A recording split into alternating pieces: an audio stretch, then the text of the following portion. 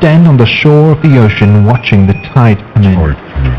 You sense the call of the sea beckoning to take you in further.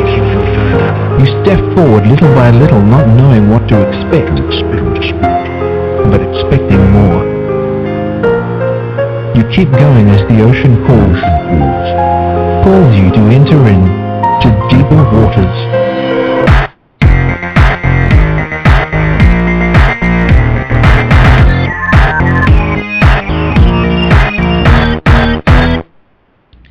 Hello everyone, and welcome to the Deeper Waters podcast. My name is Nick Peters. We got a very good show lined up for you today. There's going to be a little bit of a delay though with my guest coming in. My guest is Dr. Mark Goodacre, and I'll be telling you more about when he comes in, but apparently he had promised his daughters a little something special, and he has to deliver that first, and family comes first, but he said he's going to be here in about 10 minutes or so. So, until then, you get to put up with me. So, just to decide how worthwhile you think that is. We've had an interesting morning already. My wife and I actually went to a Messianic congregation this morning, and they've apparently already likes us. They've let me borrow a few books, and had another one come in the mail today. So, after this book I'm reading now, I've got 5 waiting in line. So, yep, I am a busy guy. Yeah. And also, I'd like to remind everyone that we've got an event coming up soon, and that is, well, it's actually going on right now, and it is the Deeper Waters fundraiser, and it's done through Premier Jewelry, and you can get all the details with my friend Lena Clester, and just email her, and it's Lena.Clester, and I'm looking it up right now. What it is that with this email here, this event going on, Lena.Clester, LAYNA.CLESTER at Comcast.net, that she sells for Premier Jewelry, which is a Christian company, and for you guys that have Valentine's Day coming up here, well, which is all of us, but for you guys who have someone special that you want to be buying for this year, jewelry makes a really great gift a lot of times. The ladies really, really love it. I mean, my wife can't even wear a lot of jewelry because she's got an allergy to nickel, which makes it difficult, but if there's any kind of jewelry that she can wear that doesn't have nickel in it, she just adores getting the chance to wear it. So, your ladies will definitely want some jewelry on Valentine's Day, and you know what? If you buy through Premier with Lena Clester and you use the password of love, 25% of what you purchase will go to support us at Deeper Waters. Yeah, that's a whole 25%. That means if you spend $40 on Valentine's Day getting your sweetheart something special, $10 will go to our ministry. Now, how can you beat a deal like that? You get to give something to your lady, she shows you her appreciation, and at the same time, you get to give to a growing Christian ministry. That's something that's quite special to get to do. Now, I also know about something else that I've been doing lately. See, in a couple of weeks, we're going to be having Tom Gilson come on, who runs a Thinking Christian, and we're going to be talking about Peter Boghossian. If you don't know, Peter Boghossian has written a book called A Manual for Atheists. Yeah, I've read the book. It must have failed because I'm still very much a theist, if not in fact more so. And so myself and some friends of mine, we've been going to Peter Boghossian's Facebook page actually and talking with some of these people that he's training up called street epistemologists, ones that are supposed to go out there and deconvert you from your faith. And well, to say for street epistemologists, it's not going well for them. Now, why does this matter to you? Because this guy is also wanting to start a show called The Reason Whisperer, where he's going to have a television crew with him, talking to people and getting to see deconversions done, talking with people out, trying to get them out of their faith. And if he's going to area churches, I've already made a request. Oh, please come to my church. Please do. And now, Peter has said that those of us who are Christians are going to be angry about happy. On the contrary, I am quite excited about this show. I am thinking, this could be the shot in the arm the church needs. And I'm just hoping that there will be even more well-trained Christians out there who can answer these guys. Because, friends, answering these people is really very simple. There are some people out there, I'm not going to deny, who can make good cases. But if you meet someone who's supporting the new atheist line of thinking, you're not one of them. And honestly, when I meet someone who recommends I read a book like, say, The God Delusion, I already know I've got a case that I don't really need to take too seriously. Because they're building it on a flimsy foundation. Dawkins is not a philosopher. He needs to stick with what his area is.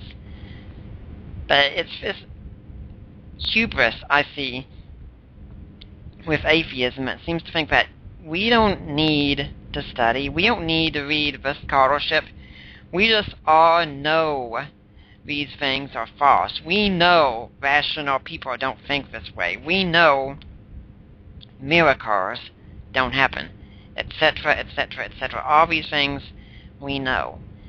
And there's no study usually that goes into this. There's no willingness to interact with the greatest biblical scholars or Christian philosophers or Christian historians, anything like that. And yeah, I think I need to expand, because not all biblical scholars, contrary to what you're told, are Christians. In fact, I'd say about half of them, at least, aren't Christians.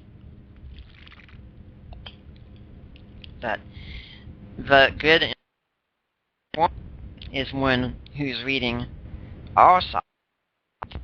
What I usually find when I encounter those on the atheistic side is they've read one side, if that much, and that's their own.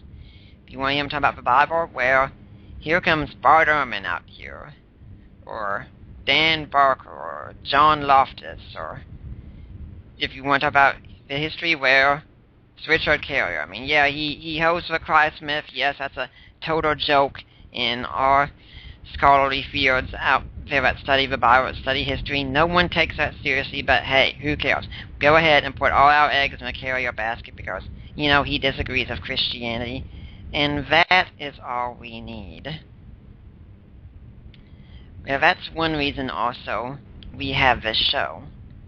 So you can be equipped with a Christian scholarship for when you meet these guys. Now, I encourage you to be reading the atheistic scholarship here, and okay, I've just received word Dr. Goodacre is about to call in here, but be listening to what we have to say here, and check my guests out. Check their works, check their books, anything you can here. Now, we are still waiting here for Dr. Goodacre to call. That's why I'm hesitant to really start talking about anything else at this point, since he's going to be here soon. And we're very fortunate, because we thought we might be able to only get in an hour with him, so we'll get to have all that time. We're going to be talking today about the Gospel of Thomas, and I'm hoping today we can talk about Q some as well, since we're beginning into discussion about the Synoptics. Now, some of you could be listening and saying, what is he talking about at this point? Well, I'd go into it, but I think it's best to let my guest handle that whenever he calls in. But Mark Goodacre is an excellent scholar in this field, excellent, and well, that could be him right now, so let me see here. Dr. Goodacre, is that you? Hello, yeah, that's me. Hi, how you doing? Hello, I hope things have gone well for you and you went out. Yes, sorry, yes, just back from taking out the family for a quick lunch, but dash back so that I can get here on the show with you. Okay, are you going to be able to stay here till 5? Yeah, that sounds great. Looking forward to it. Okay, well, let me tell the audience, since I haven't got to tell them about you, so I figured if I'm making mistakes, then now you can correct me, but you studied at the Exeter College in Oxford in the UK. Mm-hmm. You got a Mm-hmm. bachelor's in Which theology. is in fact, it's celebrating. Exeter College is celebrating its 700th anniversary this year. It was founded in 1314. Wow, it's the fourth oldest of the. Yeah, it's the fourth oldest of the Oxford University colleges. Wow, it didn't look a day over 650. That you get a master's there also in New Testament and a PhD in New Testament. You've written a number of books such as The Case Against Q and your book on the Gospel of Thomas and how it depends on the synoptics. And right now you're the professor of New Testament and Christian Origins at Duke University in North Carolina. You run the NT Pod, and let me tell you guys, the New Testament podcast that Dr. Goodacre runs, it's a great podcast because I find I like to listen to it if I'm making a short drive. Maybe I've got about 10 or 15 minutes, where why not pop it in and listen to what Dr. Goodacre has to say about the New Testament. And yeah, I'll go on and say it comes with a great advantage that everything he says sounds automatically much more intelligent since he says it with that wonderful British accent. We all talk like that in Britain, though. And you run the NT Web blog. That's NTWEBLOG. So, Dr. Goodacre, I think I've got everything right there so far. So let's hear a little bit from you. Sounds perfect. Since you're in this field, how did you get to where you are today? Give us, in a nutshell, about Dr. Mark Goodacre's story. Well, it's nice of you to ask, and thanks again for inviting me onto your podcast. I suppose I, like a lot of academics, and some people will be able to relate to this, not just with their academic careers, but other careers as well. I more fell into it than went into it by design. The basic thing for me was that I was going to be a minister in the Church of England. A lot of my family are ministers.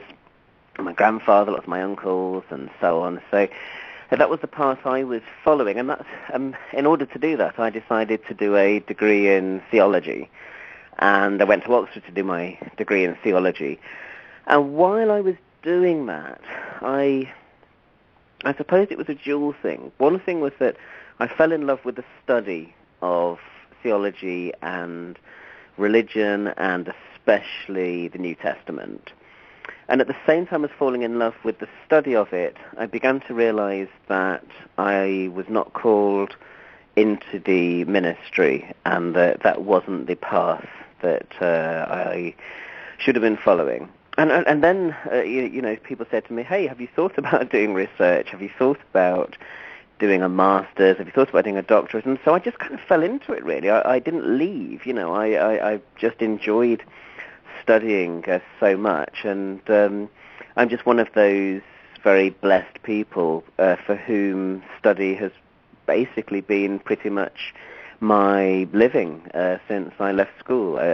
So that's really what happened with me. I totally became entranced with the study of the New Testament, with Christian origins, and also a lot of the context and trappings that go around that. I'm very interested in Second Temple Judaism. I'm also interested in early Christian texts going into the 2nd and 3rd centuries as well. So in a nutshell, that's really where it happened for me. It was never by design. It was simply something that happened because I just loved it, and I stuck with it. And I realized that, it is a privilege having a job where you spend your days teaching and researching the New Testament, and it's not something that I take lightly, because it's something that I know many people would love to be, spending their lives doing.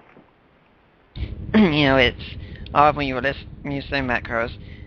Our stories are kind of similar in that way. I went off to Bible college also, studying for a pastorate, and I've never been a pastor anyway. I mean, I am ordained now, but I'm not a preacher, because when I got there, I found out about apologetics, and I fell in love with apologetics.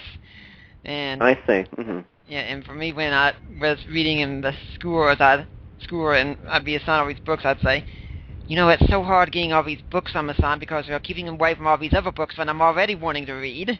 And just so many times go to bed at night and just tell my wife, say, I love what I do. Just the whole fear, it's such a joy. Yes. So, and in now, fact, I mean, I don't know about you, but I mean, I find that there are many people who say to me quite reasonably, gosh, I'd love to have your life, and I'm fully conscious that having a life, like that, where you do get to devote yourself to study, although it's not for everybody, I think there are many people that would simply love to do that. So I not a day goes by when I don't feel myself, hugely privileged, to do what I do.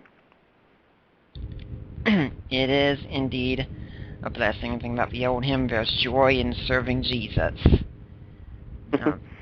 Now, let's get a little bit to the show. We're almost to our first break, so we'll just introduce the topic a little bit here. Now, we're first starting with the Gospel of Thomas, and I could have some confused listeners out there now who might be saying, I don't see that book in my Bible anywhere. What is this Gospel of Thomas that you're talking about? Well, it's, in some respects, one of the most interesting things about it is that it isn't in the Bible. So, it automatically has a certain mystery and a certain enigma, a certain frisson, because you hear about this and you say, hey, what is this and where does it come from? And in fact, its history is pretty interesting. It was talked about a lot at least from the late 2nd century and onward. I mean, so we know that the ancient Christian writers, the fathers and so on, they did talk about the Gospel of Thomas, so we know that they knew it. But it was lost for centuries because, basically what happens with these things is people just stop copying them after a while. And that was the fate of the Gospel of Thomas. And if people stop copying them, if the text stops circulating, basically it goes to ground and gets lost. And so the text was completely lost for centuries until the 1890s. A fragment of it was dug up in Oxyrhynchus in Egypt by Grenfell and Hunt, 2 Oxford men. And they dug up a couple more fragments of it in the early 1900s. But even then, they were only fragments, Greek fragments, and our first complete text, or almost complete text, of the Gospel of Thomas didn't emerge until 1945, when it was discovered in Nag Hammadi in Egypt as part of a huge cache of texts, most of which are usually described as Gnostic. Okay. Well, we're going to take a quick break with that. So coming up on our first break, my guest is Dr. Mark Goodacre from Duke University in North Carolina. We're talking about the Synoptic Gospels, their relation to Thomas, and hopefully we can get into Q a little bit later on as well. I'm Nick Peters. This is the Deeper Waters Podcast. We'll be back after this break. Join Unituber and Army Girl for Christ as they discuss spiritual warfare, spiritual preparedness, the end times, life issues, and personal and spiritual growth. That's www.truthradionet.com, truthradionet.com.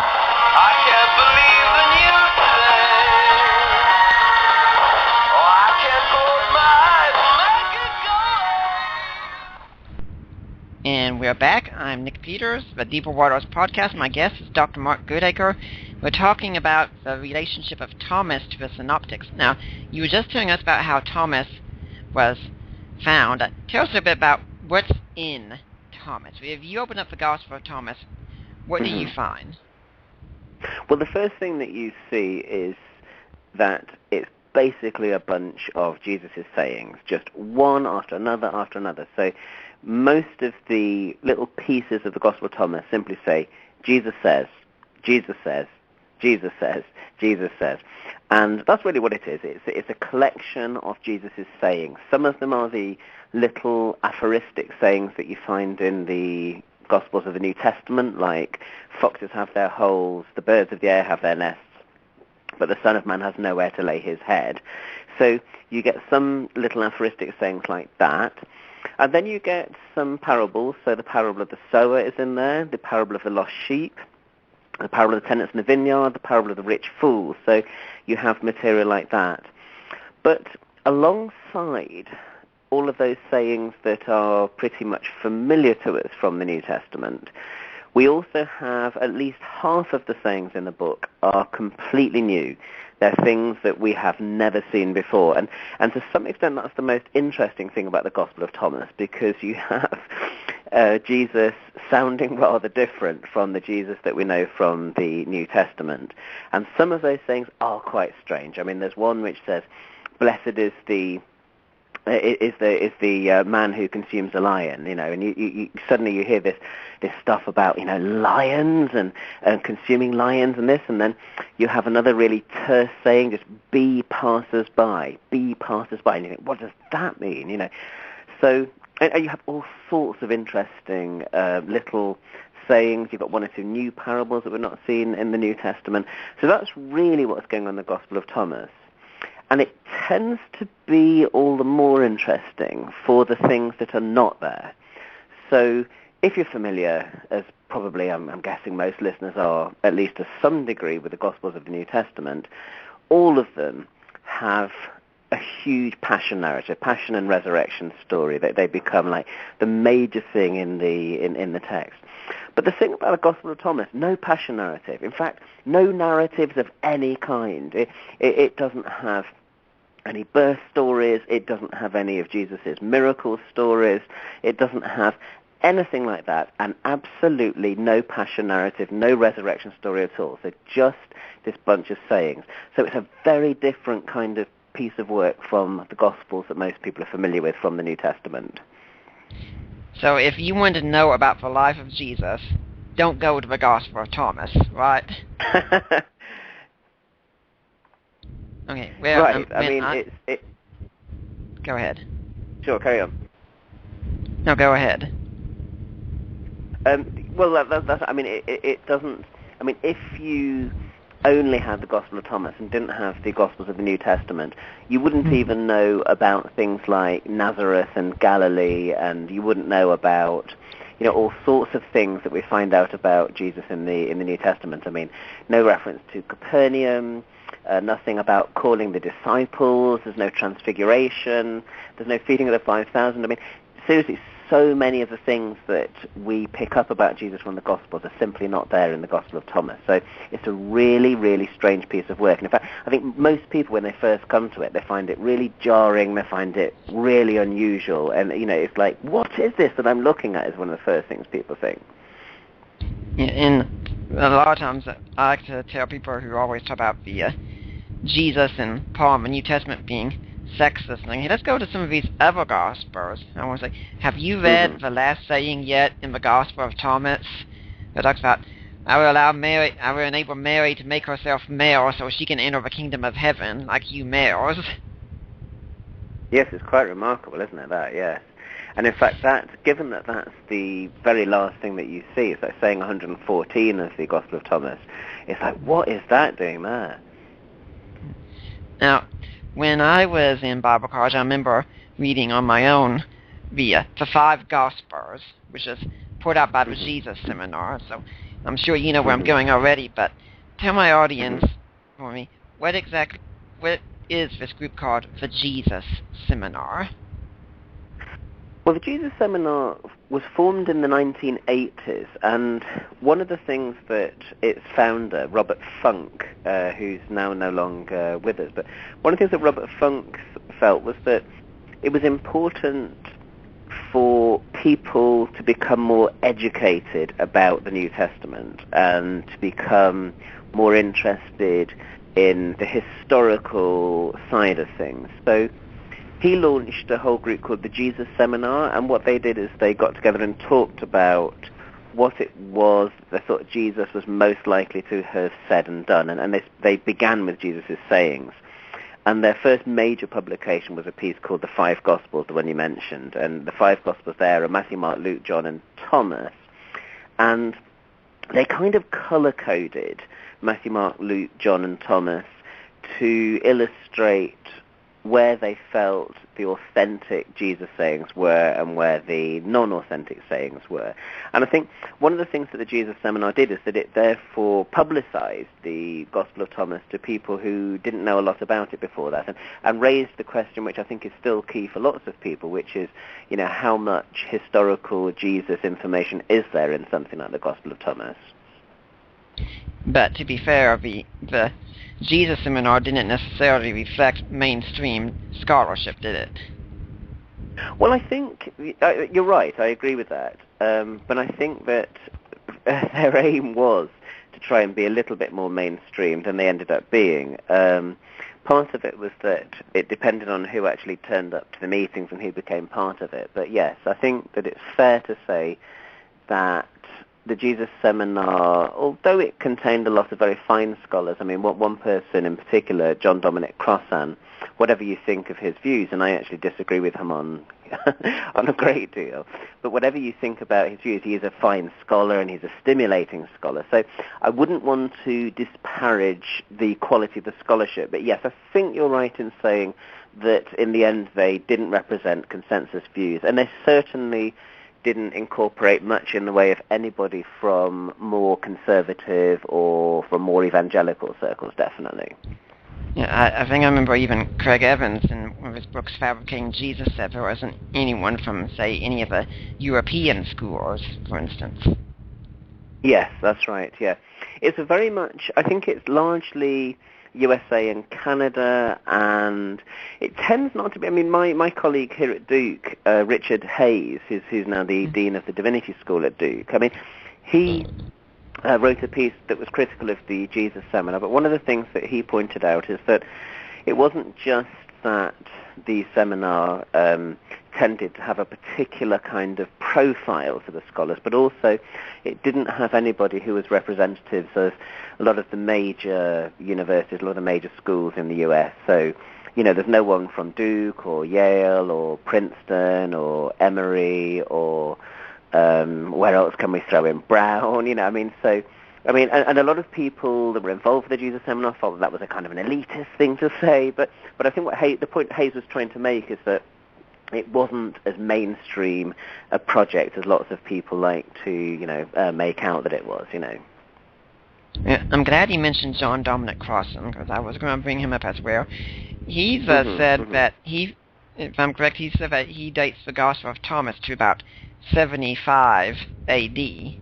Now, and sometimes, I mean, he's a little bit vague as well, because he'll sometimes even talk about an early version of the Gospel of Thomas being as early as the middle of the first century. So, he thinks it's one of the earliest witnesses we have to historical Jesus tradition. So he thinks it's highly important.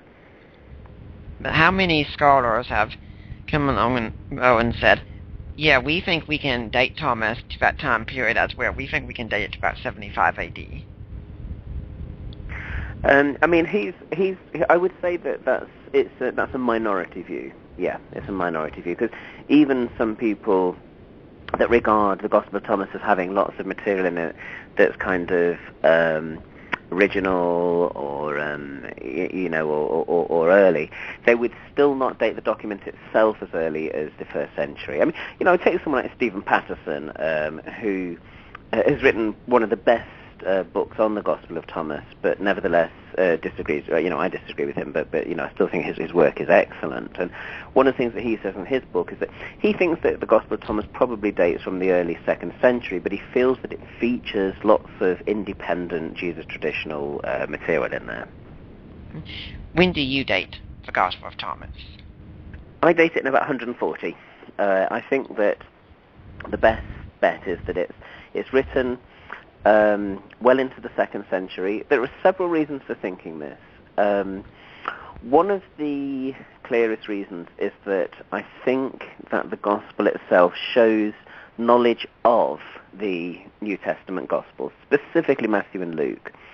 And I think for it to have such extensive knowledge of Matthew and Luke means that it's probably later rather than earlier. So I think that's one thing which, one has to throw into the mix, that obviously if Thomas knows Matthew and Luke, if he's got copies of Matthew and Luke, then clearly it predates Matthew and Luke. It's getting the material it shares with them from them and not from the same shared oral traditions and so on. But that, of course, only takes us part of the way. I mean, Thomas wouldn't have to be terribly late if it knows Matthew and Luke. It could be much earlier. But I think one of the signs that it is a little later is that it has a saying in there. It's which seems to imply knowledge of not only the destruction of the temple, but also of the Bar Kokhba War, which took place in 135, or so was sort of completed in 135. And my hunch is that to make sense of the Gospel of Thomas as we have it, it has to be after the Bar Kokhba War. So I think it's written in about 140 or so. That's my guess. It can only ever be guesses with these things. It can't be as precise as that. But the broadest window of dating would be, I would say, from the early 2nd century to about the latest it could possibly be written would be about the 170s. But I don't think it's quite that late. I think we're talking early to middle 2nd century. So it's pretty old. It's just not quite as old as the Gospels that we've got in the New Testament. I think another case that's been brought forward, and I think Nicholas Perrin did a lot of work on this one, and I hope I'm pronouncing that name right, is that he thinks the Gospel was originally written in Syriac, and he did this by translating the Gospel back into Syriac, and he noticed some interesting patterns. Mm-hmm. Yes, I mean, Nick and I are friends going back a while. In fact, we even co-edited a book together on Q a while ago. I don't quite agree with him on his dating of Thomas. I think his dating of Thomas is a little bit too late. I think to push it right into the late 2nd century, I think it's a little less plausible. For one thing, one of the strange things about the Gospel of Thomas is that it doesn't really refer to John at all. So, although it's got all of these parallels to Matthew and Luke and one or two to Mark, it really doesn't have any really close verbatim parallels with John. And that makes me think that it's not quite as late as Nick wants to date it. I'm also not persuaded by Nick's very interesting case that the Gospel was composed in Syriac. My friend Simon Gathercole, who is at University of Cambridge in the UK, Simon has argued recently, in a book came out almost exactly the same time as mine actually, called The Composition of the Gospel of Thomas. Simon argued that the Gospel of Thomas was actually composed in Greek, and that it was not composed in Syriac or any other Semitic language. And I think his case is very strong. It's made over many pages. So I'm convinced that it is actually composed in Greek. I think that that's the correct judgment. But nevertheless, I mean, what I would say about Nick Perrin's work as well is he's written 2 books on the Gospel of Thomas, and the second one about the Gospel of Thomas gives a very useful introduction to the Gospel of Thomas and surveys lots of the issues in Thomas scholarship really well. Something some of my listeners might be wondering about also is why is it called the Gospel of Thomas? Did Thomas write this? Because, obviously if it's mid-2nd century, and as he lived an extraordinarily long life, he didn't. So why would it be called the Gospel of Thomas? Well, what happens, I think, as you get into the 2nd century, and you see this in not just here in the Gospel of Thomas, but in a whole range of 2nd, 3rd, 4th century Gospels, is the further away that people get from the source material, the further away you get from the 1st century, the more you get these authorial fictions where you have somebody composing a gospel and attributing it to one of Jesus' disciples. And what they're generally doing is they're trying to say, read this because this will give you the inside story, you know, the special, unique, enigmatic, mysterious, secret story that you haven't read about before. And it's a sort of legitimizing move. What they're trying to do is they're trying to make the gospel something really kind of special and authoritative by pinning it to a particular person. So, you know, in this period you've also got the Gospel of Peter, you've got a book called the Proto-Evangelium of James, which is supposed to be written by Jesus' brother James, and in the Gospel of Thomas, the claim is right up front and center. I mean, right there at the beginning of the Gospel it says, these are the secret sayings that the living Jesus spoke, and they were written down by Didymus, Judas, Thomas. And so you then say, right, who is this character? Well, the word Thomas in Aramaic means twin, and the word Didymus in Greek means twin. So what this is saying is that basically the book is written by the twin Judas Thomas, or the twin Judas, or Judas the twin, some combination of things like that.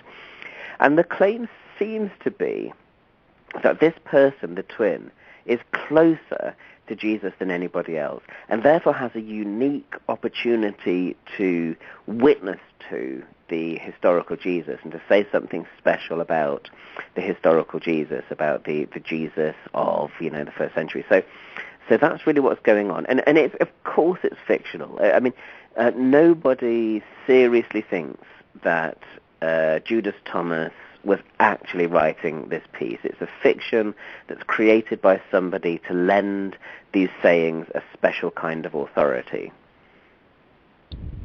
Now, you said the early church knew about the Gospel of Thomas. We didn't know about it for quite a while, and we knew that they knew about it, but we didn't know what it said entirely.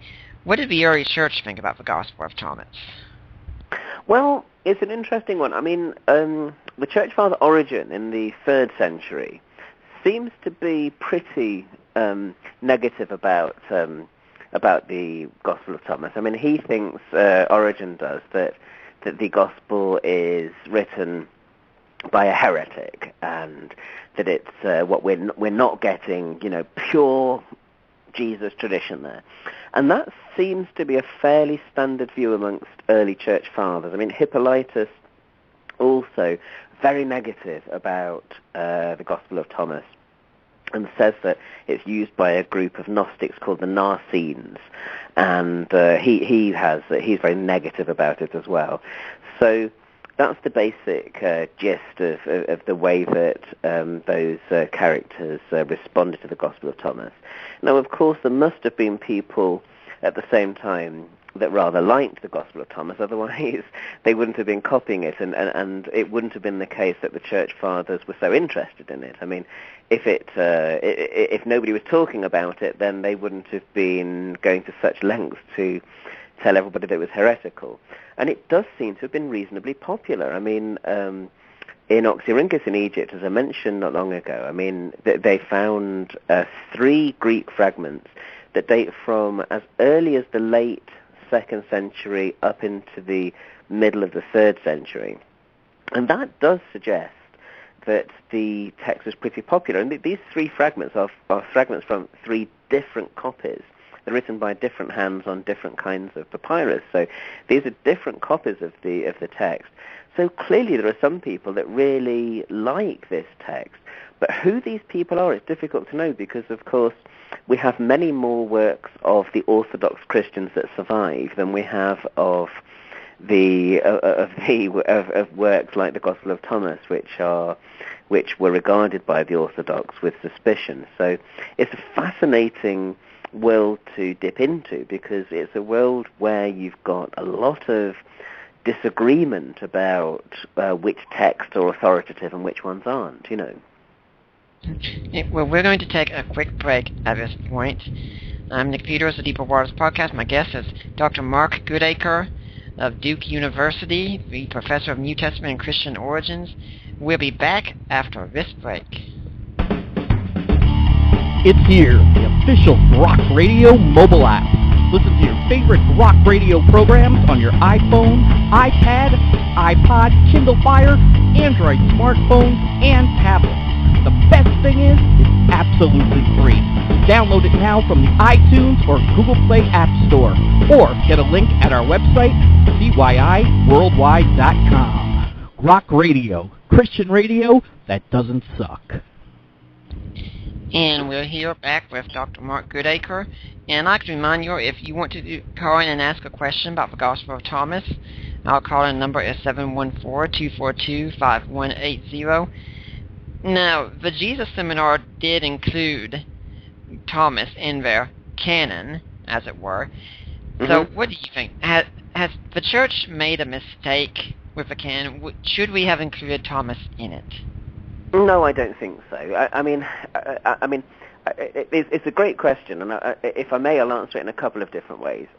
First thing to say is that I think we have to be careful when we're doing historical work not to make decisions about history, not to make decisions about our academic study on the basis of what is in the canon and what's outside of it. So in other words, I'm completely open to the possibility that somebody could discover some ancient document that's not, from the canon, which could contain good historical Jesus information. It's just that in my view, the Gospel of Thomas isn't that book. So I do want to make that point, that I think as historians, it's very important that we take all source material seriously, and we avoid a kind of canonical bias whereby we say, well, I'm not even going to bother studying that because it's not in the canon, because I think that would be wrong as a perspective on history. But I suppose the other way that I want to answer it is, I don't think the church made a mistake in not including it, because the Jesus that it describes, the Jesus that it bears witness to, isn't the Jesus that the church decided to canonize, if this is making sense. In other words, what happens is the Gospel of Thomas is witnessing to a different kind of Jesus. For example, it's pretty clear from the pages of the New Testament that the Jesus that becomes the center as time goes on of the church's creeds and of the way that the church preaches the gospel, that Jesus is somebody whose identity is at least partly bound up with being Christ, Son of God, who dies for people's sins on the cross and is raised from the dead on the third day according to the Scriptures. Now, of all of those things that are key to most documents in the New Testament and to many of the early church writers, the Gospel of Thomas doesn't really share a lot of those. For example, it's not interested in Jesus as the Christ. There is no point where the Gospel of Thomas describes Jesus as the Christ, the Messiah, the Anointed One. It doesn't describe Jesus as the Son of God. So you can already see there, if you know anything about Christianity, I mean, that's Christianity 101, isn't it? Jesus is the Christ, and the Gospel of Thomas doesn't really seem to celebrate Jesus as the Christ, So I think you can put that there right on the table as number one. But I mean, throw in there as well Passion and Resurrection, which we've already mentioned. The Gospel of Thomas doesn't appear to think that the most significant thing about Jesus is the death and the resurrection. And what's more, it's not just the death and resurrection. If you think of Paul's earliest confession about Jesus in 1 Corinthians 15, he talks about Christ dying for our sins according to the Scriptures and Christ being raised on the third day according to the Scriptures. Now, Thomas doesn't like terms like according to the Scriptures. You will not find anywhere in the Gospel of Thomas the author saying according to the Scriptures. In fact, it seems to have a fairly negative view to the Hebrew Bible, to the Old Testament. It seems to think that this is, there's one moment in the Gospel of Thomas where the disciples come to Jesus and they say, look, 24 prophets prophesied over you. And Jesus replies and says, you're talking about dead people when the living one is in your midst. And that's one of the curious things about the Gospel of Thomas, that it seems to think that the prophets, far from being people that foretell Jesus and Jesus' death and resurrection, he doesn't even really want to acknowledge that they're anything important at all. So Thomas has this fairly negative view about the Hebrew Bible, and a negative view, as far as we can tell, about lots of these other things that emerging Christianity regarded as central. Now, there are some people who think the Gospel of Thomas also has some Gnosticism in it. What do you think about that? Yeah.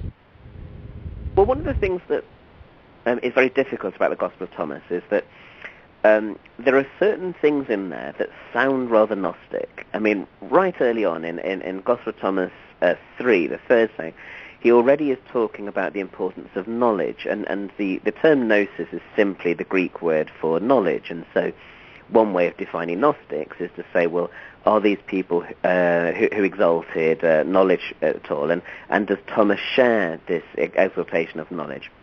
Now, a lot of Gnostics would have thought of knowledge as being more important than faith, as opposed to a lot of other early Christians that thought faith in Jesus was the key thing.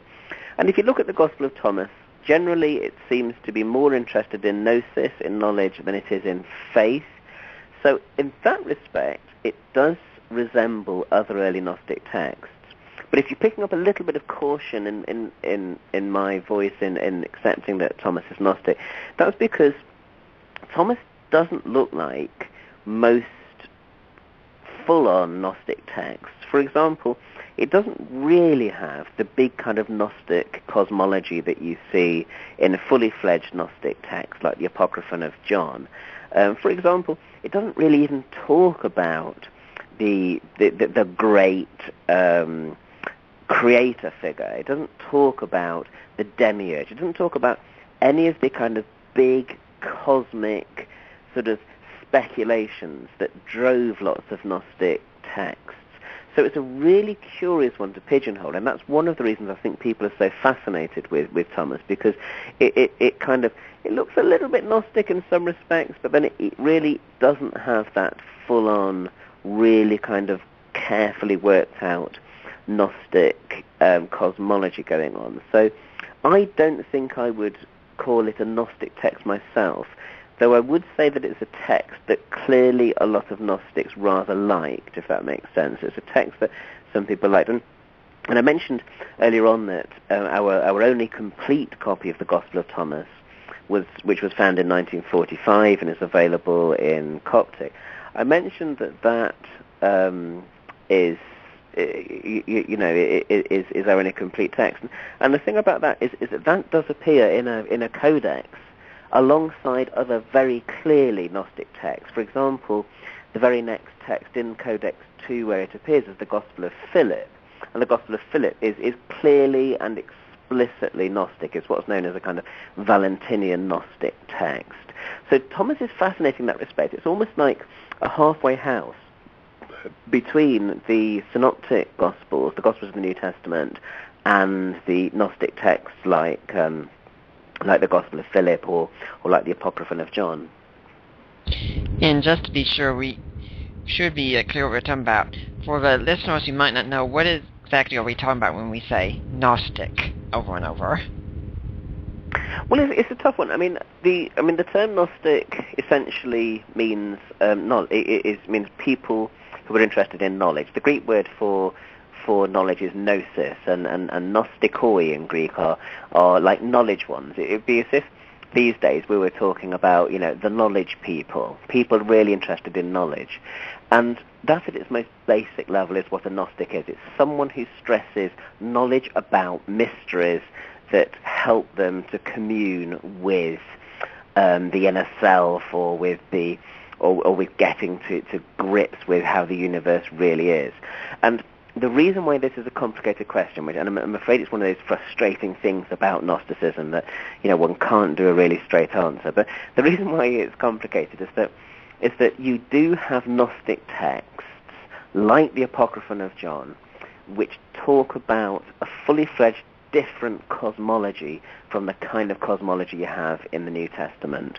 And for many texts like that, the God who created this world isn't God of the Old Testament who, spoke through the prophets and so on. It's a kind of there's a creator God who is a lesser figure, and there are these wonderful sort of emanations. There are all sorts of kind of spiritual figures that abound. I mean, so you read this amazing sort of speculation about all these different spiritual figures. So it's different from Orthodox Christianity, but it has elements within it that are drawn from Orthodox Christianity, if that makes sense. And of course, what a lot of people point out is that when Gnosticism is really beginning to develop and to emerge in the 2nd and 3rd centuries, this is really before you have a fully worked out, clear kind of idea of what Orthodox Christianity is in any case. So in a way, it's kind of battling for attention with lots of other Christians. And there may have been some people who were kind of a bit mixed, who took in a little bit of Gnosticism on the side of their Christianity. It's a really interesting topic digging down into this. But there are figures early. Sorry, carry on. I was saying, we need to having a little bit like people who do what we call folk Christianity today, where they have Christianity, then they have some of the things they've carried over from other religions. That's right. Yeah. And I think that's one of the reasons that a lot of Orthodox Christians had problems with Gnostic Christians, because they felt that it was, what should we say? They felt that the Gnostics were not maintaining true to what they saw as the real vision of a Christianity that is in continuity with the Hebrew Scriptures. Now, I'd go back to something you said at the beginning of all that. You talk about the Gnostics placing the strong emphasis on knowledge, and I can already picture a critic saying, well, here on this show, you try and bring in the best scholars that you can, who are men of knowledge and such, so here you're talking about the active pursuit of knowledge about Jesus. How is that any different from what the Gnostics were doing? Right. And, I mean, there would have been overlaps between the way that they were doing things. I mean, what's kind of fascinating about one of the early heresiologists, one of the people that made his career on opposing what he saw as heresy, the early church father Irenaeus. Now, Irenaeus is end of the 2nd century, early 3rd century.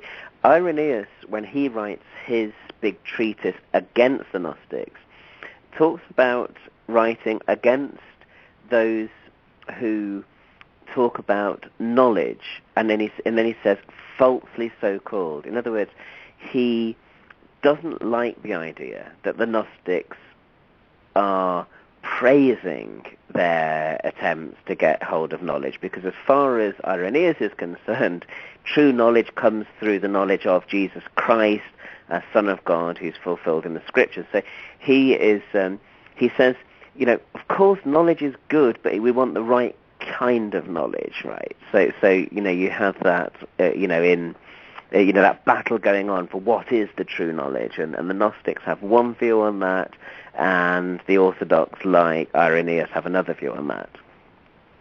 I remember reading an atheist, which I don't remember who it was, but I think it was Clement of Alexandria, said that a Christian was a Gnostic.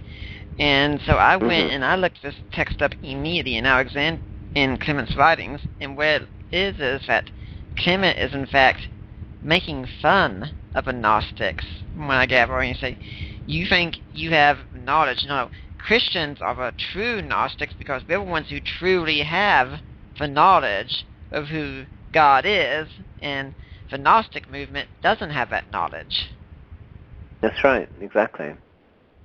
That's very much how they saw things. They regarded these Gnostics as abusing the term knowledge. They didn't like the way that, as far as they'd seen it, they were taking over the term and using it for their own purposes. Now, the Gnostics also prized secret knowledge, that you had to be a part of a group and devote yourself to a group. It'd be kind of, for some of my listeners could relate, kind kind of like what the Mormons have, with what goes on in the temple stays in the temple, and you keep it that way so outsiders won't get the knowledge. Yes, I've used that analogy myself before, because I think there's another parallel with groups like the Latter-day Saints, which is that quite often, if you look at some of the Latter-day Saints materials, a lot of them look fairly orthodox in inverted commas on the outside, but it's only when you get into the kind of the deeper teachings, the ones for those a bit more behind closed doors, as it were, that one gets to or self-consciously different from Orthodox Christianity. Now, that might be unfair because I'm not an expert at all on Mormonism, have to make clear, but I think there is an analogy there to the way that the ancient Gnostics were. And texts like the Gospel of Thomas, you see, could easily be a kind of gateway text, as it were, that they present a Jesus who isn't that different from the Jesus of the New Testament, but who, once you have got used to the idea of that Jesus, you might be ready then for the Jesus of, say, the Gospel of Philip or of the Apocryphon of John or something like that. So there may be an analogy there. But it's always a difficult one because, these texts don't come, with a manual. They don't come with, with something that says, hey, look, this is how to interpret this text and so on. So a lot of these things are just guesses, Yeah, and I remember something I've told before. It's some people have asked, why aren't these Gospels in the New Testament? I'll just go to them and say, have you read these Gospels? If you sit down and read them, you'll probably pretty quickly find out why they're not part of a text. Well, I mean, part of it, I think, is down, when it comes to canon, it's down to popularity as well, because one of the reasons that Matthew, Mark, Luke, and John all survived, as it were, was because they were so popular. I mean, one of the things that we forget is that in antiquity, texts survive, by and large, if lots and lots of people are copying them. If you've only got two people that make copies of the text, you've only got two texts, and they quickly vanish. If you've got hundreds and hundreds of people across many different cities in the ancient Mediterranean copying these texts, then you have dozens of these texts. And so you get the kind of effect where, what is popular becomes ever more popular and what's less popular becomes ever less popular. And I think that's one thing that's worth bearing in mind. I mean, we're talking about a battle which is a kind of popularity contest in a way. And one of the reasons that the texts that make it into the New Testament make it is because they were simply the ones that got copied more than anything else. And in fact, if you read some of the non-canonical texts, some of them, and not all of them, because some of them are quite brilliant in all sorts of ways and quite stirring and amazing, but some of them are extraordinarily difficult to understand. I mean, to some extent, Gospel of Thomas is like that. It's not easy. It's not an easy read. I mean, we tend to like narratives, don't we? We tend to like things where something is put together as an enjoyable narrative, so we can get some idea of cause and effect, and this A to B to C to D. And lots of these texts don't have that kind of structure at all. So there's a very important contrast going on there. Well, we've talked a lot about canonicity. I want to give my listeners their preview of something that's coming up. March 22nd, I'm going to have Charles Hill on the show, and he's going to be talking about two books, the early texts of the New Testament, and who chose the Gospel. So if you want to hear more about canonicity, be sure to listen in that day. But for now, we're going to take another break. I'm Nick Peters. My guest is Dr. Mark Goodacre, Professor of New Testament and Christian Origins at Duke University in North Carolina. We'll be back after this break. Check out CYIWorldwide.com. CYIWorldwide.com. Home of Goodacre Radio. Free music downloads, advice, prayer, and support. CYIWorldwide.com. Do you grok? Are you tired of the same old corporate Christian music on the radio? Check out Music Surge on Goodacre Radio, playing Christian music that doesn't suck. Download episodes now at CYIWorldwide.com. I'm Nick Peters, and this is the Deeper Waters podcast, and My guest is Dr. Mark Goodacre this Saturday, but if you're tuning in next Saturday, my guest is going to be Don Johnson. He's an apologist of his own radio show. He's written a book recently called How to Talk to a Skeptic. He sent it to me and said, hey, tell me what you think. I said, I think you should be on my show. So he agreed, and he's going to be coming on. He's going to be talking with us about how to talk to a skeptic. But now we're going to go back to Dr. Mark Goodacre about the Gospel of Thomas.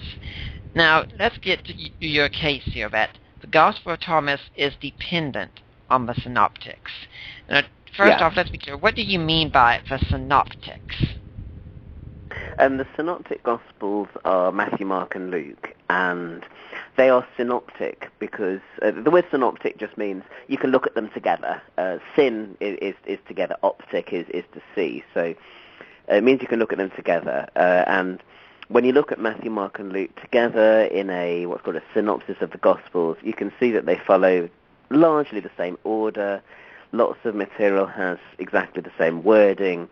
So those three are different from the Gospel of John, where you don't have quite the same intensity of agreement amongst them. So that's the differentiation that's going on there, which is fairly standard in academic study of the New Testament to talk about the synoptics and John. Okay, so why is it that the Gospel of Thomas then would depend on the synoptics? Well, I think, it's a good question.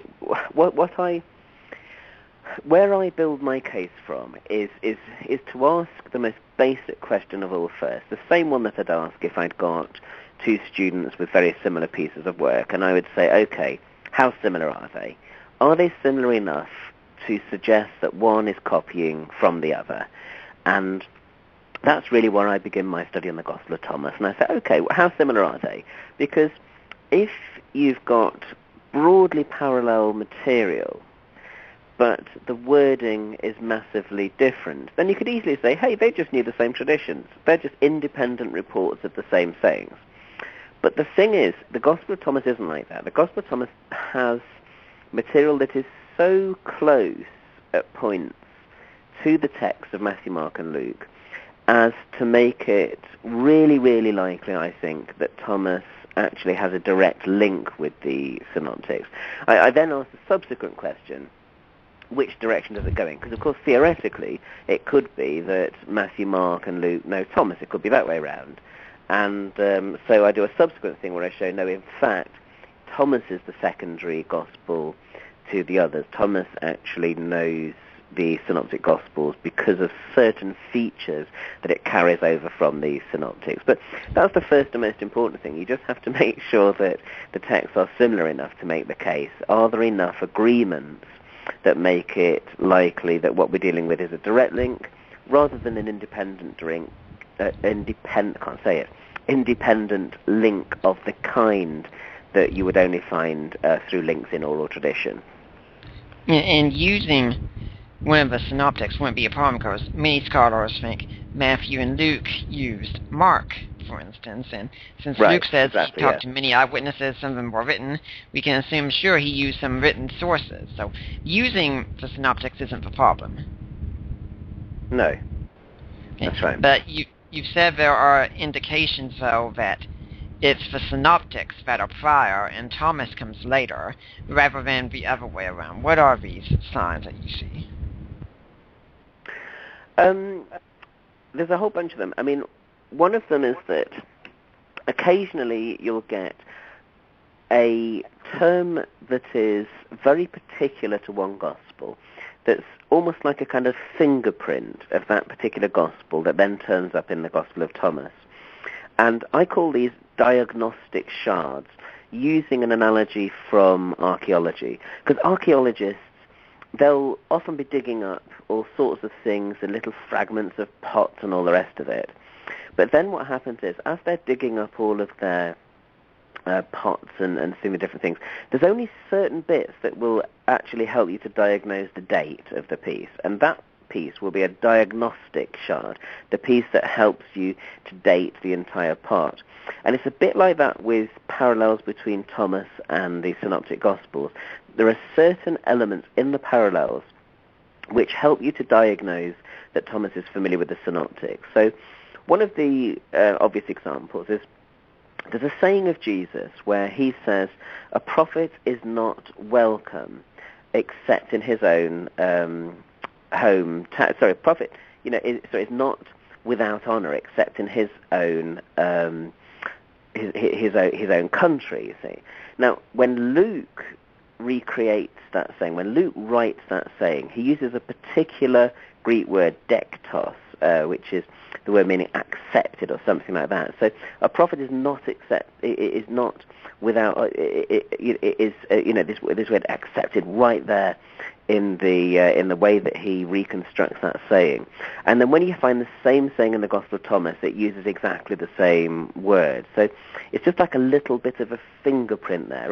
Or to give another example, where you have in the tenants in the vineyard parallel, you get in Luke the vineyard owner. He says, perhaps they will respect my son. And then you look over at the Gospel of Thomas, and there it is as well. Perhaps he will respect my son. You have that same little turn of phrase, exactly like the one that you have in Luke. So Thomas carries over the little literary pieces that you find in specific Gospels. So it's what we call in New Testament criticism redactional features. So where Luke redacts Mark or his other sources in a particular way, and then Thomas takes over the very way that Luke recrafts his source material. That's what provides the sort of the key indication. And I argue that in lots of places you see Luke taking over characteristics of Matthew, and Luke. Sorry, did I say Luke? Thomas, I mean there. Thomas taking over characteristic expressions of Matthew, and Thomas taking over characteristic expressions of Luke. I mean, maybe since I've given a couple of examples from Luke, I'll give one from Matthew. Matthew likes the term kingdom of heaven, or more literally the kingdom of the heavens. And this comes 32 times in Matthew, never in Mark, never in Luke. Kingdom of the heavens. It's Matthew's particular way of phrasing stuff about the kingdom of God. And lo and behold, there in the Gospel of Thomas, in two parallels with Matthew, there we have kingdom of the heavens, just the same. And so what I argue is that where you get the Gospel of Thomas taking over characteristic, distinctive phrases that belong to another Gospel, the odds are that that text has borrowed from the other one. And I should say, it's not just me that's saying this, that there are a bunch of other people, who've made the same type of case. It's just that I sort of try and argue it in a particular way over perhaps a little more length than other people have done. But if you look at Simon Gathercole's book, for example, he makes the same argument that synoptic fingerprints keep showing up in the Gospel of Thomas. Now, you've said there are other scholars who make this case, and where any of my listeners who might be concerned, where this is probably just for Christians who are making this case. That non-Christian scholars look at this with the exact same skepticism, don't they?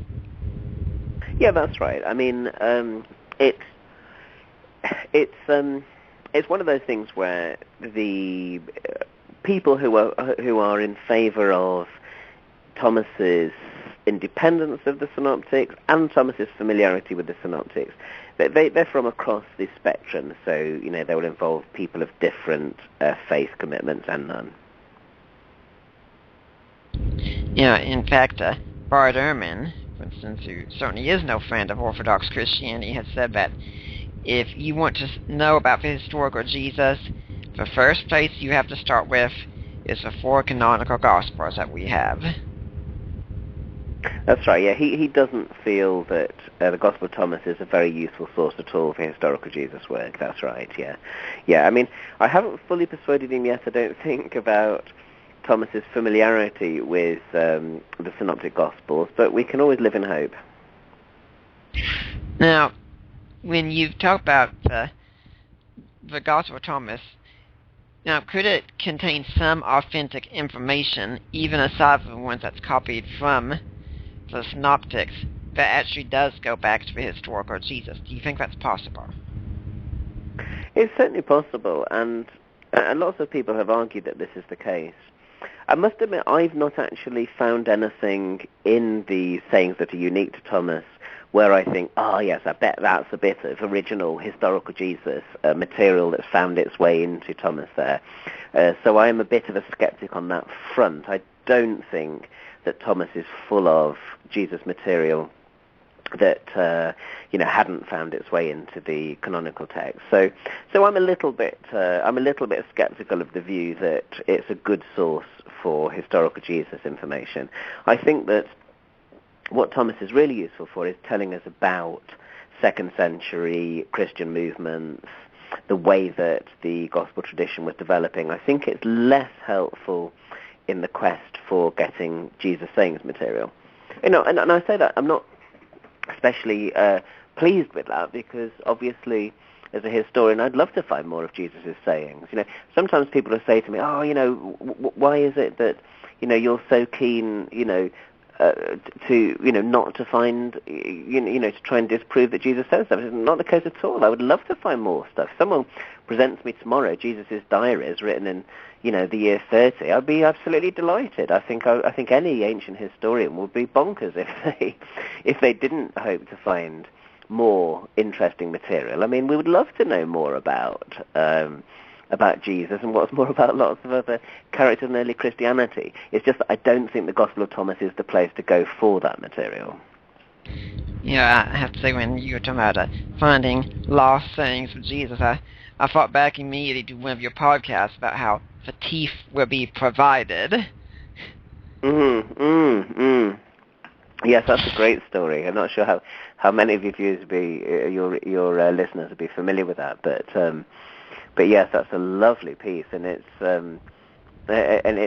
very clearly a hoax, which is where a very prominent scholar simply invented a saying of Jesus in the middle of the 20th century, where you have the disciples. Jesus, this saying that you get a lot in the Gospels, there'll be weeping and gnashing of teeth, and the disciples say, but what if we haven't got any teeth? And Jesus says, teeth will be provided. And this scholar, Coleman Norton, claimed to have found this actual original saying of Jesus out in Morocco while he was over there, posted over there during the war. And he wrote it up, and it was published in a major journal, in the Catholic Biblical Quarterly.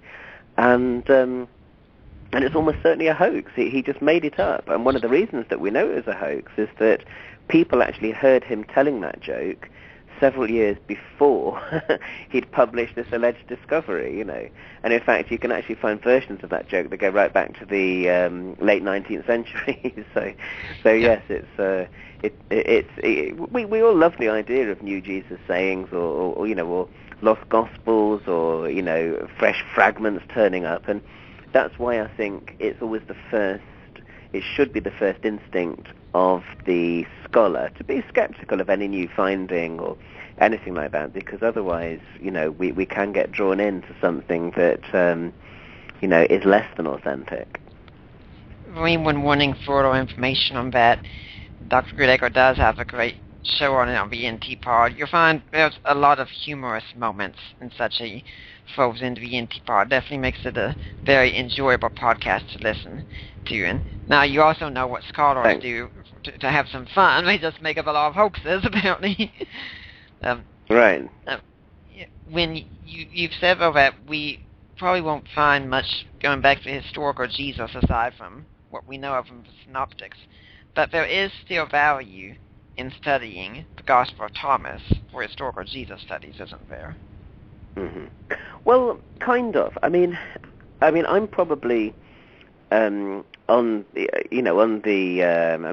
sure quite how to describe the spectrum, but I'm teaching a course on historical Jesus at the moment at Duke, and we are going to have a session next week on the Gospel of Thomas and looking at whether or not it's helpful for historical Jesus studies. But my basic view is it's not helpful. I don't think there's anything much that I can draw from the Gospel of Thomas that's going to help me with my study of the historical Jesus, to be frank. And I say that with regret, because obviously I would like to have more sources rather than fewer, but I don't think it's very useful for historical Jesus studies. No, I think that it's fairly useless for historical Jesus studies. I think it tells us more about how some people were thinking about Jesus in the 2nd century, how they were reconfiguring things, how they were dwelling on Jesus and that sort of thing. But I don't think it's very helpful for historical Jesus studies. But that doesn't mean, though, that it's of no value to our study. We can still learn a lot of information that will be helpful for us when we're studying the Gospel of Thomas. What information do you think we can really get out of the Gospel of Thomas that can help us with our studies? That's a great question, and it's a tough one because, as I was saying, we don't know fully, where the document comes from, and all the rest of it. But I think for one thing, it does show that you do have quite diverse groups of, and I'm not even sure whether I want to call them Christians, since the Gospel of Thomas doesn't use the word Christ at all. But you do have diverse groups of Christians in that period, and I think it helps you to see how some people were reflecting on Jesus in this period. And I mentioned earlier on, for example, the attitude to the Old Testament, but another one that you could pick up on is the Gospel of Thomas has a very different view about the end times. So if you read the Gospels of the New Testament and Paul and Revelation, all of them are looking forward to an imminent end where there will be a world-transforming event of some kind when the Son of Man returns and the kingdom of God is inaugurated. And that kind of eschatological viewpoint, I would say, I'm not sure if you agree with me, but I think that just permeates the New Testament. I think you have it on right throughout the Gospels, through Paul's letters, through Revelation, through other texts, 1 Peter, and so on. Now, the Gospel of Thomas is completely unlike that. It doesn't have sayings like the kingdom of God is at hand. It doesn't have things talking about how the Son of Man is sitting on the right hand of the power and will come with the clouds. We just don't get that material at all. So anything that we might think of as a kind of an apocalyptic, eschatological view in the New Testament, you don't find a great deal of in the Gospel of Thomas, and that itself is fascinating. And it seems to be that the Gospel of Thomas replaces that sort of eschatological viewpoint with a very protological one. And what's meant by protology is like when we talk about proto, or like the first, thing. What the Gospel of Thomas wants to do is take the individual back to the Garden of Eden. So what it thinks about as the ultimate goal of the individual mystic is to get back to the pre-fallen state of humanity. So that's really what it thinks. It's almost anti-eschatological. It's like instead of the end, it wants to go back to the beginning. And one of its unique things, you get the disciples, they come and ask Jesus about the end, just like they do in the Synoptic Gospels. And they say, tell us, Jesus, about the end. And Jesus replies, so have you found the beginning then that you're talking about the end? So for the Gospel of Thomas, it's getting back to the beginning that's the really important thing. Okay. Well, we are going to take a break now, and when we come back, I'm going to ask Dr. Goodacre about his position on another topic related to the synoptics that is rather different, but one I think is worth listening to. But now, I'm Nick Peters, the Deeper Waters Podcast. My guest is Dr. Mark Goodacre, and we're talking about the Gospel of Thomas in Q. We'll be back after this break. Hey, this is Minister Grok. Thanks for listening. Although Grok Radio is free, there are costs to upkeep the website, podcasts, and purchase Bibles and materials for street ministry. And while we are happy to pay this ourselves out of pocket, we will gladly accept any gift if you feel led to support the shows and our street ministry. You can send a gift or love offering through our website at cyiworldwide.com. Thanks for your support, and God bless. And we're back, and I'd like to remind people that, yes, everything we do here is supported by donations, as our commercial just said. And so please make a donation to Blog Talk Radio, and if you want to, make a donation to us here at Deeper Waters. You can find out how at my blog site, deeperwaters.wordpress.com, and you can also go to donate to us through Tectonics, my ministry partner's work, or through even Risen Jesus, which is the ministry of Mike Lacona, my father-in-law. And you can also make us a donation through Ratio Christi Issues and Answers chapter, because yes, I wear many hats. And like I said at the start of the show, if you go to Lana Clester, LaynaClester.mypremierdesigns.com, use the password of love, you can buy some jewelry for your special someone this Valentine's Day. 25% of what you purchase she will give to us here at Deeper Water. So why not consider doing that route? Now we're back here with Dr. Goodacre, and we're going to talk about another topic that you've made quite an interesting stir on, and your position is definitely in the minority here, and that's the case with Q in its relation to the synoptics. So before we give a prelude of what we're talking about, what exactly is Q? Q is a hypothetical text. It's never been discovered, and it's the alleged source of Matthew and Luke in a lot of the sayings material that they shared. So according to the dominant view, Matthew and Luke didn't just use Mark's Gospel, but they also used a document which for convenience is called Q. The origins are probably from the German word for source, so Quelle. So that's the Q in Q stands for Quelle, which is the sort of enigmatic source. I sometimes think, in fact, that the use of the letter Q is one of the things that gives the document its mystique, because, of course, we get a Q in James Bond, for those that like James Bond, as I do. You get a Q in Star Trek: The Next Generation. And so I think when people say, well, hey, there's a Q involved in early Christianity too, they think, there's something going to be particularly exciting about this. But yes, it's a mainstream view. You're quite right.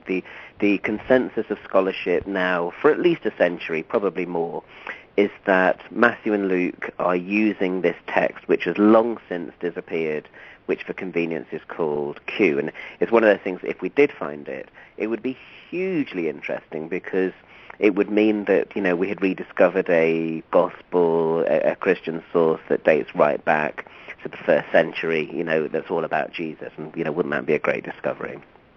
When I made the announcement, but Christian Apologetics announced about you being on the show and talking about Q, it wasn't too long before we had James Bond and Star Trek jokes going around there. Right, yeah, exactly. In fact, I decided, because whenever I used to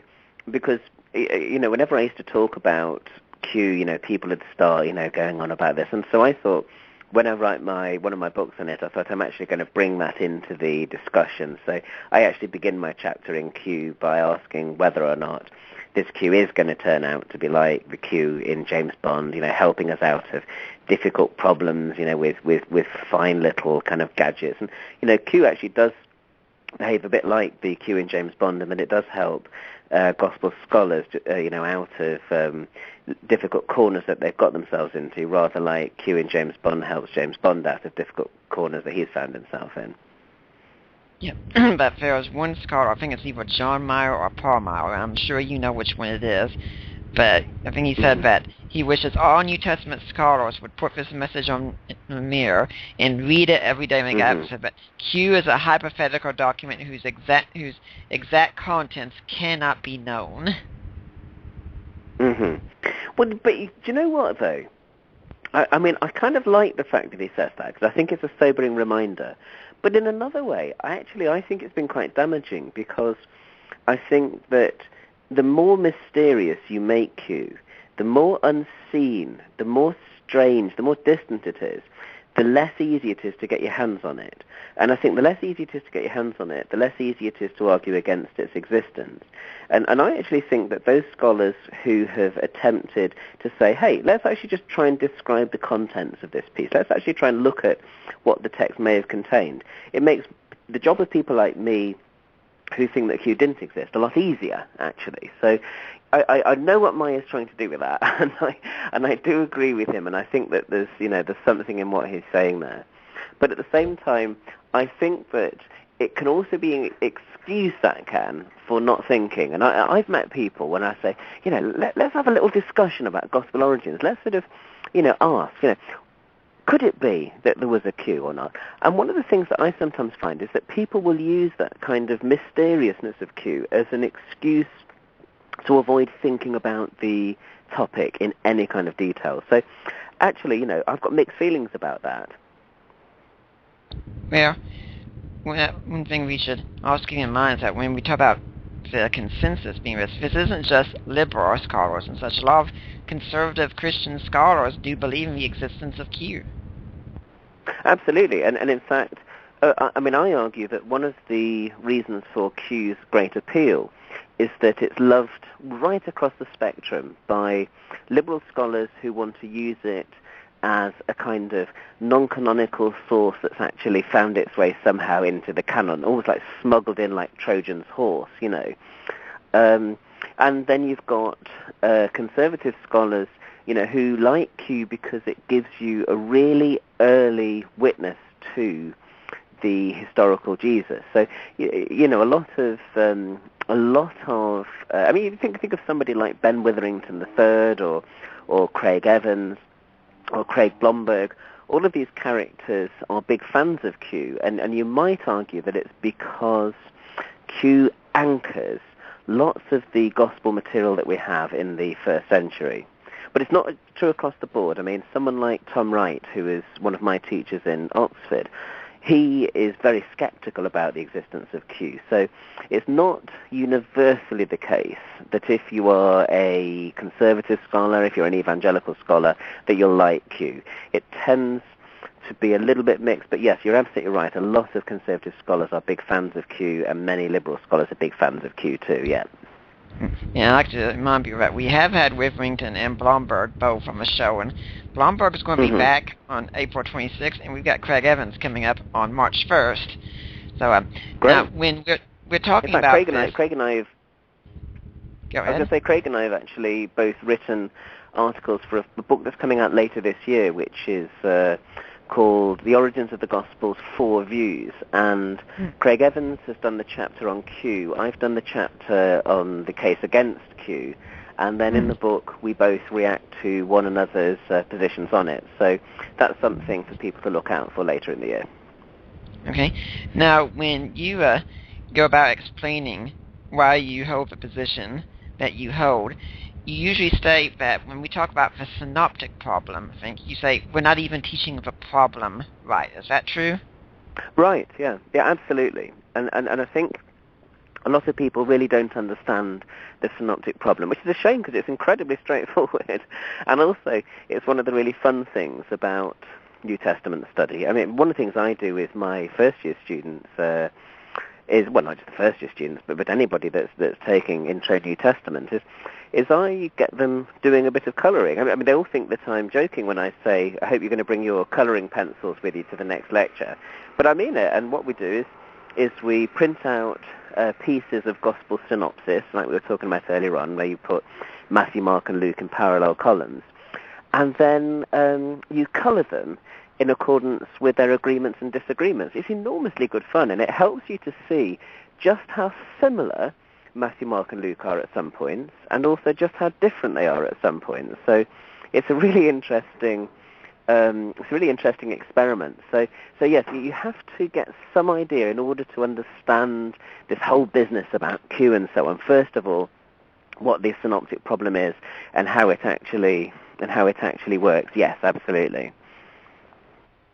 Yeah, I can picture it right now. See, my wife's an artist, and I can picture her confusion. I said, "Honey, I'm going to go and study the Gospels right now. Can I borrow your crayons?" Right, exactly. And the thing is, a lot of people don't do that basic work, and it's a real shame because not only is it one of the most fun things to do, but it's also one of the most essential things to do. I mean, all right, not necessarily the colouring. Some people don't find that as intuitive as others, but at least digging down into the text and just looking at how similar and how different they are. I mean, I find that, if you just take something, for example, like Jesus' crucifixion, and look at the similar ways, but also the different ways that Matthew, Mark, and Luke describe that. I'm just thinking, for example, of Jesus' words from the cross. Matthew and Mark both have, my God, why have you forsaken me?" It's one of the most prominent things in the Gospel. But that doesn't appear in Luke. You know, when you look at Luke, you have things like, Father, forgive them, for they don't know what they're doing, which you haven't got in Matthew and Mark. Or you have, Father, into your hands I commit my spirit in Luke, which you don't have in Matthew and Mark. So, you know, it is a fascinating study. But the disadvantage some of us might have if we don't know the Greek language is we're often told, yeah, but Matthew and Luke often have the same thing in Greek verbatim, and surely this shows they were using the same source. Right, yeah. Or either that or using one another, yes.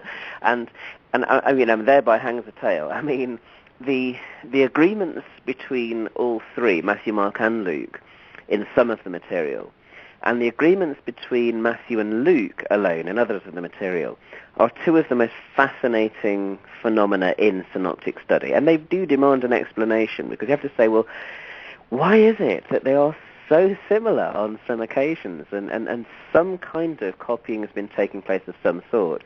And the consensus view, which I agree with, is that where Matthew, Mark, and Luke agree together, what we call the triple tradition, the stuff that's in all three, that stuff makes easily the best sense if Matthew and Luke are copying from Mark. That's the consensus view, and one which I agree with. Where I think things get kind of interesting is where you have the really similar material in Matthew and Luke that's not in Mark, because then, of course, they can't have got it from Mark because it's not there. So we have to say, where have they got it from? And that's where Q comes in. Have they got it from a third source that we can't see, that they knew, which has got lost, which we call Q? Or could it be, as I maintain, that Luke has simply taken that material directly from Matthew? Now, could it also be, if it's not a written document, maybe it's an oral tradition that they both just have in common, and the oral tradition is remembered somehow the exact words? Is that a possibility, or do you think that one's something you'd be skeptical of too? I'm skeptical of that. I'll tell you why. Because the kind of agreement that you see between Matthew and Luke in the material that they share is so unbelievably close that it makes easily the best sense if a literary explanation of some sort is going on there. The point is that Jesus almost certainly spoke Aramaic. He didn't speak in Greek. And what we're looking at here is sometimes 100% verbatim agreement in Greek. And it's not just Jesus' words. So John the Baptist's words in Matthew 3 and Luke 3 are almost verbatim identical at points. So there's been some kind of copying going on there.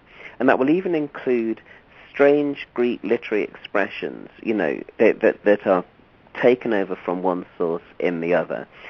And I think it would be fair to say that if there is not a literary explanation for that material in Matthew and Luke that is so similar, then we could just allow many plagiarists to walk free in the present day. I mean, if a student said, "Hey, this is just oral tradition. I just got that from from the tradition somewhere," we would say, "No, this is too close."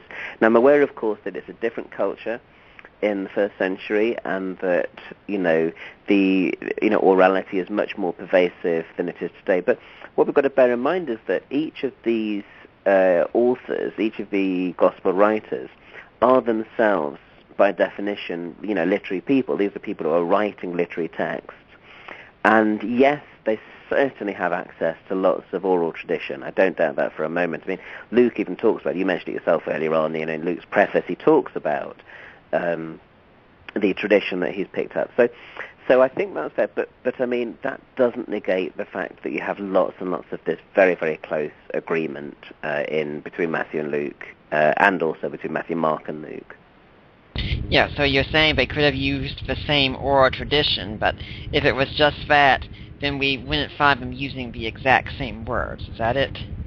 That's right. Yeah, I mean, and in fact, you can see parallels, and where you haven't got direct literary links, and see how very different they end up looking.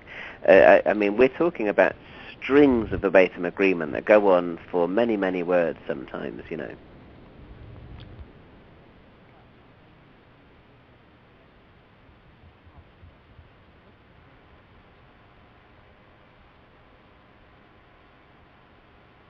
Hello. No, when you I'm sorry. Oh.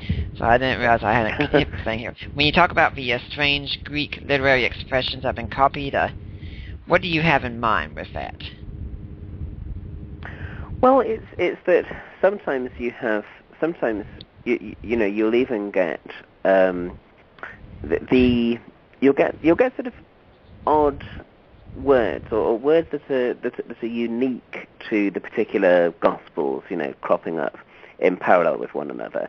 So I mean, to take an example from a Matthew and Luke agreement against Mark, there's a moment where Jesus it's a very traumatic incident where Jesus is being mocked and beaten and spat upon, and in Matthew and Luke, you have the line, "Who is the one who hit you? Who smote you? Who hit you?"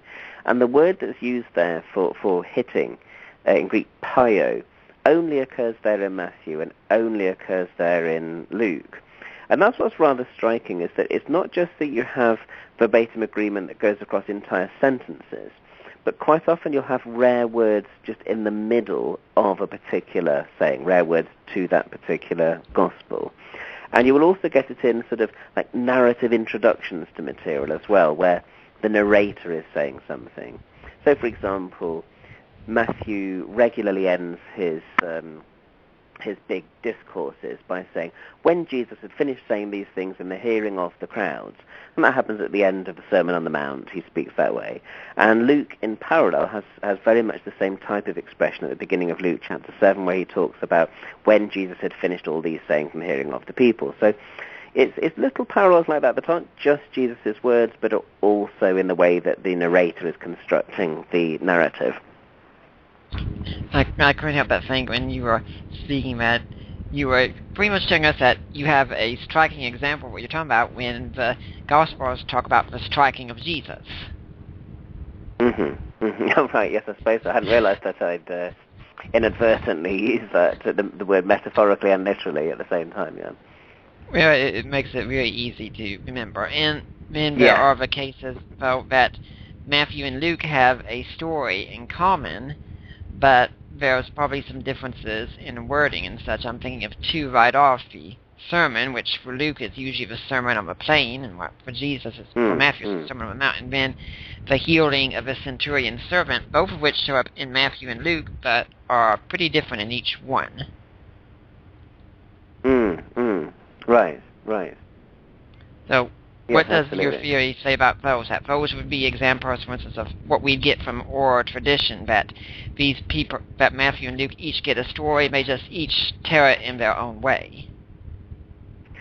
Yes, I mean, lots of the time. I mean, one of the things I think is important, when you're doing criticism of the Gospels and any kind of academic study of the New Testament, is to realize that each Gospel is individual and they're telling their stories in their own particular way. There's no doubt about that, And, one of the big differences between Matthew and Luke, say, is that Matthew rather likes having lengthy discourses. So Sermon on the Mount, which we've mentioned already, is a very famous case of that. I mean, it goes on for well over 100 verses of text with no breakup. I mean, and it doesn't even stop to say Jesus said or Jesus continued, and it's just like one great big long sermon that lasts 3 chapters of text.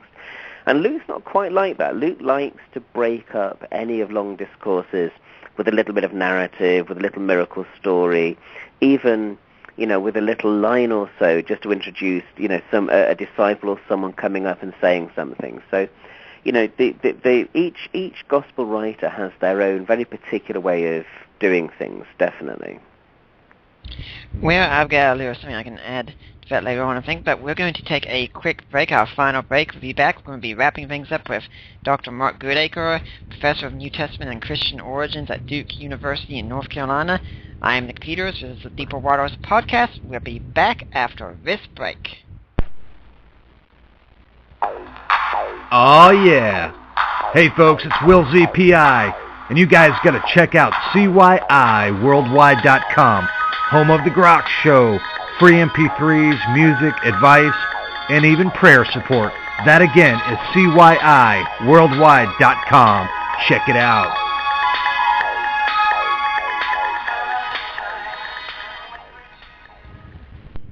And we're back. My guest is Dr. Mark Goodacre, and we're talking about the Synoptic Gospels, the Gospel of Thomas, and Q. And you were talking about the writers each writing their own individuality. The analogy I usually like to use here for explaining that, you can tell me what you think of this, is that if I have Jehovah's Witnesses come by, for me, it's Christmas has come early this year, and I get to enjoy a good back and forth with them. And then when they've left, well, I'll call people and tell them about it. And I'll call my folks, and my folks are good Christian people. They're not theologically inclined. They don't do the apologetics work like I do. And so I'll give them the basic Reader's Digest, Cliff Notes version of what happened. It's true as far as I can remember, but it's not the whole deal. And then if I call my in-laws or some friends of mine who are much more into the apologetic arena, then I can go to here are a whole lot more of those inner little details and such. And both of the stories are the same,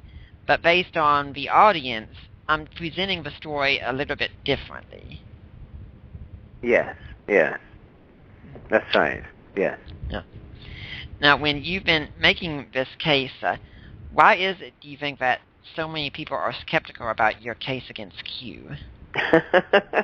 Well, I think one of the things is that most people are brought up with Q in university, in college, in Bible school, so it's become so much part of the way that people do their biblical studies that they're naturally somewhat loath, to leave it behind. And I know that many people who are taught it in seminary or at university are taught it without any exposure to the alternative. And I know this because I've talked to professors at universities who go, we just do the synoptic in half an hour at the beginning of the semester. A lot of people are very bored by it, you see, so they don't get people looking into the actual texts themselves and into the scholarship.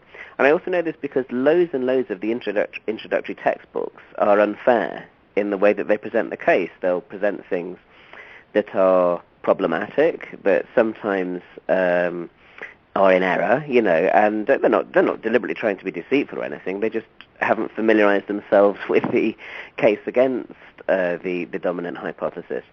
So that's one of the reasons that it retains its popularity, because that's what's taught, and people naturally take on what their teachers teach them. And I think I've noticed that a lot of students, when you first introduce them to Q, are highly skeptical of it straight off the bat, because they are not quickly going to buy into a document that no one has ever seen that we know of, that is never referred to in antiquity, unless there's pretty strong evidence for it. So I know from talking to other professors at other places, that they say it's a real uphill battle getting their students to accept, this hypothesis. But if they're told that, this is what all reasonable people think, they don't want to be regarded as amongst the unreasonable minorities. So people, simply don't spend the time that they might do looking at the alternatives to the case. That might be a bit unfair of me to say. That might be a little bit prejudiced, but I don't think so. It's based on actual discussions with people, because I think the case against the existence of Q is quite strong. And of course there are some people who actually do study the evidence and that come to accept the two-source theory on the basis of proper sound study of the text and the secondary literature, and of course those people exist, and there are lots of them as well. And they're the people I really enjoy talking about the material with, because they understand it and know it. I generally find that I get on much better with really knowledgeable people who accept the Q theory than with people who are ignorant about the data who don't accept it, because quite often those who are ignorant about the study but who are skeptical about Q, are just doing it because there's something they don't like about it, So anyway, so that's a very long-winded answer, but I think that one of the reasons is just status quo. It's been taught for many decades in, all the sort of top universities and Bible colleges and seminaries and things. So, it takes a long time to shift that kind of thing. Well, how about you? Were you taught this, and if you were, what got your skepticism going so much that you were even willing to write a book against the idea of Q?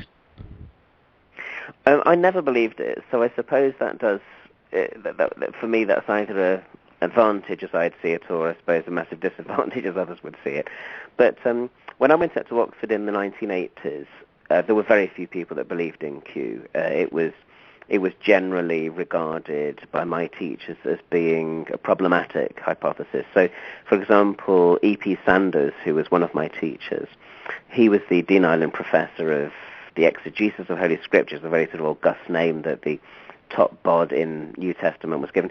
He was very skeptical about the existence of Q. I mean, he thought that it was very clear that there was a direct link between Matthew and Luke of some sort. And that, I suppose, gave me the courage to keep going with my own skepticism. So I never believed in it at all. And since none of my teachers did either, there was no invitation to, I suppose. And so I did get interested in the problem very early on.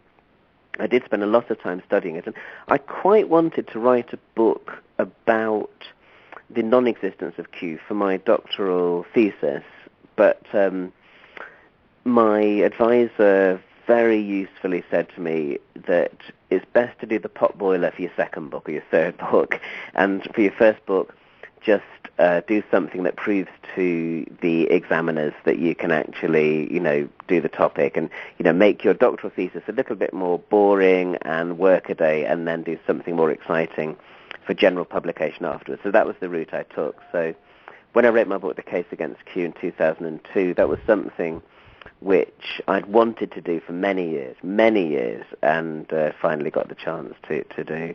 But I insofar as I had a degree of success, at least in persuading people, at least to look again at the hypothesis, part of it was that I was very fortunate in one respect, which is that my own interest in this topic coincided with the birth in and popularity of the internet. So I had a website online in the mid to late 90s that already was skeptical about Q, at a time when there really wasn't a lot on the internet at all about academic biblical studies.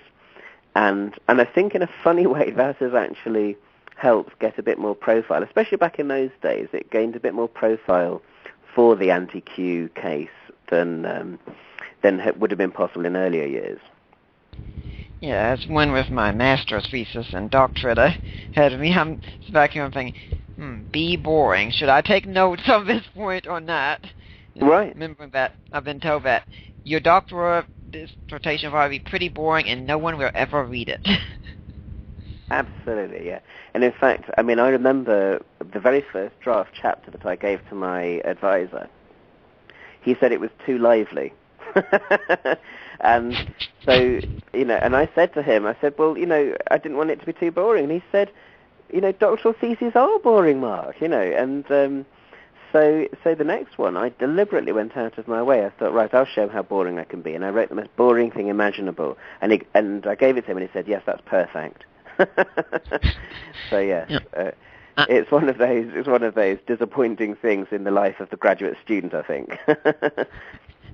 Going back to Q, I'm also thinking about how it's affected our culture so much, including the skeptical community. I remember reading Burton Mack's book. I think it's Who Wrote the Gospels. I don't remember the New Testament.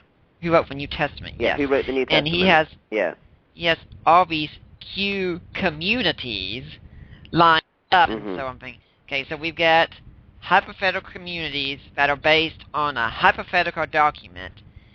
Isn't this going a bit too far?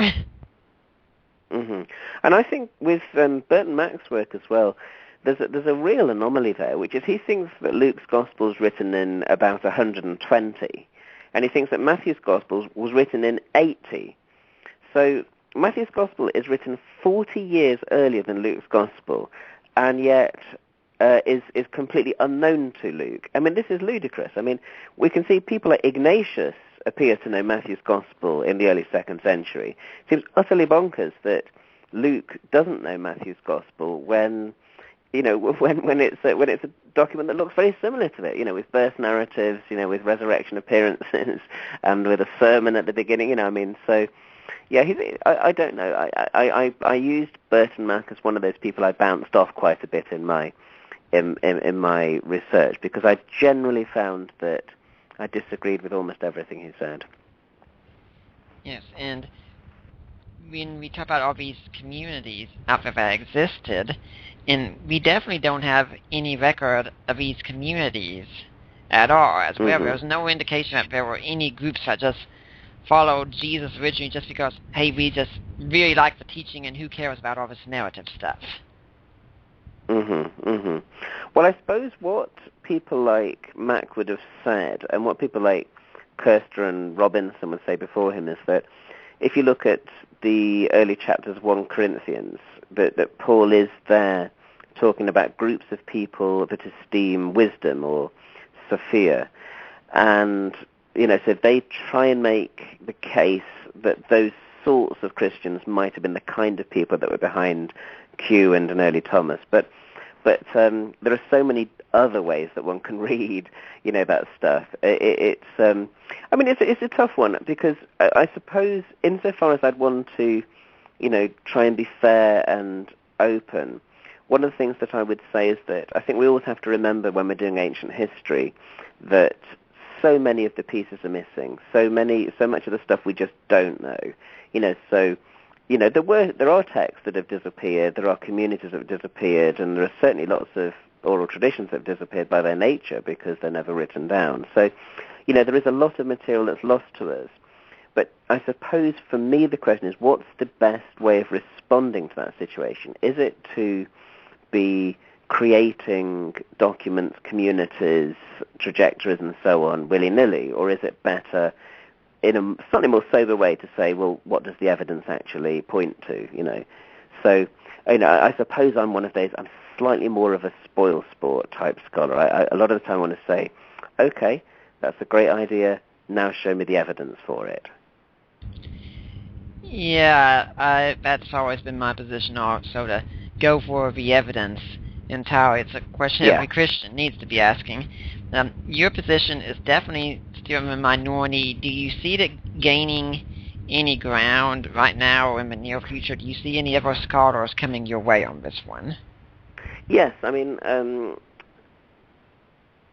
Francis Watson has just written a book called Gospel Writing, in which he embraces the anti-Q position. So that was a great blessing. He's a scholar at the University of Durham in the UK. So I was very encouraged by that, I must say. There's a blog called the Jesus Blog, run by Chris Keith and Anthony Ledon, and they actually run a little a poll this week called Do You Q? And I was very pleasantly surprised to see. I've just called it up. So far there are 429 votes, and so far the Q supporters are 189, that's 44%, and the Q deniers are at 240, which is 55%. So now, of course, that's just a blog. It's just a very small segment of the academic community, and you might say that people that read blogs, maybe they're more likely, to be a bit avant-garde and a bit against, some of the sort of standard views. But having said all of that, it's quite nice to see in, something that's admittedly a sketch like that, to see the Q deniers coming out on top of the Q affirmers, and quite surprising to me, really, and very gratifying, I must say. So yes, I think that some ground has been made. But I always say as well that it's very important as a scholar to be humble and to say lots of the time I could be wrong. And it's a bit like your thing about, John P. Meyer, and the mantra, standing in front of the mirror in the morning. But I think a more important mantra is all of us, just to say, I could be wrong. And I say that lots, I could be wrong. And there's been certain positions where I've argued things, and I've tried things out on my blog and this sort of thing. And then I've thought, because people seem unpersuaded by them, I think, okay, well, I could be wrong about that. I'm not going to go ahead to publication with that, And I think, I think that's very important, that especially in the arts and humanities, a bit of humility is important, because we're all in the end servants of the data to some degree or other, just as we're also standing on the shoulders of giants that have gone before us, So lots of the time, so much of what we say is likely to be wrong. So I think it's good to keep reminding ourselves I could be wrong. Having said that, I think I'm right about Q. Okay, well, we've got less than 5 minutes left in the show, so this is a chance for us to start wrapping things up. Now, if my listeners want to know more about you, I've given them a little bit. Can you remind them where they need to go to find out more about you? The easiest thing to do is just to go to Mark Goodacre, that's my name, at Mark Goodacre, all one word, .org, markgoodacre.org. Or even easier, just Google the name Mark Goodacre and you'll get me. Or to find the podcast, my podcast is called NT Pod, and if you just Google for NT Pod or go to iTunes and look for NT Pod, you should find me there. Yeah, and the podcast, like I said, it's good if you got like a quick drive across town, you got 10 or 15 minutes, you want to educate yourself on the way, listen to that one. This one is good for if you have a couple of hours waiting at the airport. Now, and, right.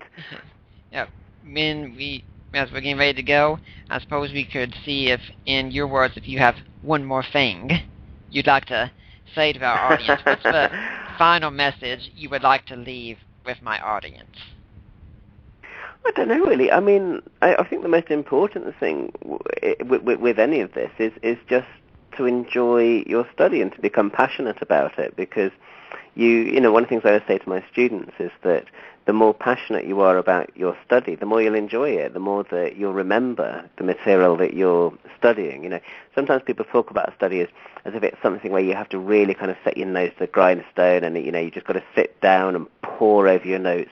But actually, if you get genuinely interested in the stuff and just read and read and read and ponder and think about it, you don't have to sort of learn anything by rote, because it sticks, because it's so interesting. So I think, you know, just follow your passions, because so much of the study of early Christianity is genuinely fascinating, really fascinating.